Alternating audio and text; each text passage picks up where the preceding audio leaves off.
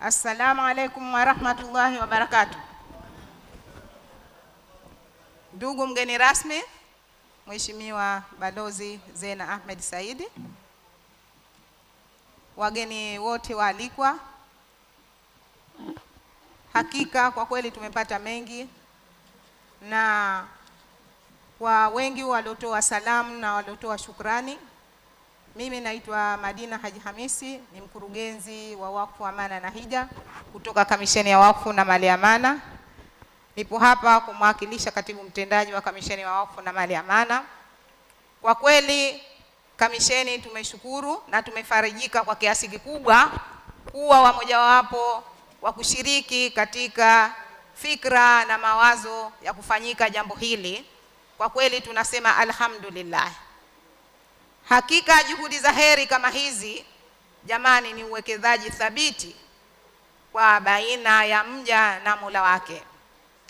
Hivyo tunapaswa kuyaendeleza mambo haya ya heri ili usiwe mwanzo tu, lakini pia yaweze kuendelea kwa muda baada ya muda na yazidi kutoa manufaa kama lengo na taratibu ilivyopangwa au tulivyokusudia katika hafla yetu hii ya leo. Ndugu mgeni rasmi na waalikwa wote, nafikiria sote ni mashuhuda wa kwamba tunapendelea katika jamii yetu tuwe watu bora na tuiache jamii kama vile zamani tulivyokuwa tunaambiwa watu wote wakikuwa katika nchi za nje, ukisema wewe unatoka Zanzibari unaonekana kama ni mfalme au ni mtu ambaye tofauti na watu wengine. Lakini siku hadi siku zikienda, maadili pamoja na mambo mengine yanapungua, yani kwa watoto, kwa wakubwa na watu wengine.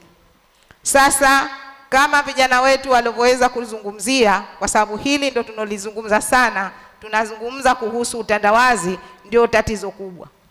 Kumbe hata vijana wenyewe wanasema utandawazi sio tatizo la hilo. Ni jinsi gani tutapata fursa hii, tutaweza kuitumia na iwe fursa halisi inaweza kuendeleza katika nchi yetu. Kwa sababu dunia jamani ni dynamic. Dunia haijakaa tu. Ikiwa sisi tutasema tujifungie, tusiweze kutizama tu, kuangalia mitandao, hiyo hata nchi yetu hatutoweza kwenda vizuri, si kwa jamii hata kwa serikali kwa ujumla. Lakini ni jinsi gani vifaa hivi tutaweza kuvitumia ili viwe chachu vya maendeleo vya mtu mmoja mmoja pamoja na taifa kwa jumla. Kuunga mkono hatua za wanaharakati kama tulivyoona, jumuiya tofauti mgeni rasmi zilikuweko hapa na ndio waliweza kufanikisha swala hili. Hivyo kwa pamoja yetu na juhudi zetu, tunapenda kutoa wito kwa serikali, jumuiya moja moja, wafanya biashara waweze kuunga mkono swala hili ili lizidi kuwa endelevu, sio katika familia tu, lakini kwa jamii kwa ujumla. Ndugu mgeni rasmi, napenda kutoa na kuendelea kutoa pongezi za dhati kwa waandaaji wa shughuli hii kwa hatua kubwa waliofikia. Juhudi zenu zinaonekana na zinatambulika na zinathaminiwa. Mmekuwa mfano bora wa kuigwa, mmeonesha kuwa vijana wanaweza kuwa ni nguvu ya taifa na mabadiliko chana katika jamii ya Wazanzibari pamoja na dunia kwa ujumla. Kwa upande wangu binafsi na kwa niaba ya katibu mtendaji wa Kamisheni ya Wakfu na Mali Amana, tunasema kwa msisitizo kwamba tuko tayari kushirikiana na nyinyi kwa hali na mali kama tulivyoanza, kwa nguvu na uwezo wetu wote, ili kuhakikisha amali hii njema inaendelea, inaimarika na inaendelea matokeo makubwa zaidi kwa jumuiya yetu. Mwisho kabisa, naomba sote tushikamaneni, tushirikiane na tuendelee kuunga mkono juhudi kama hizi.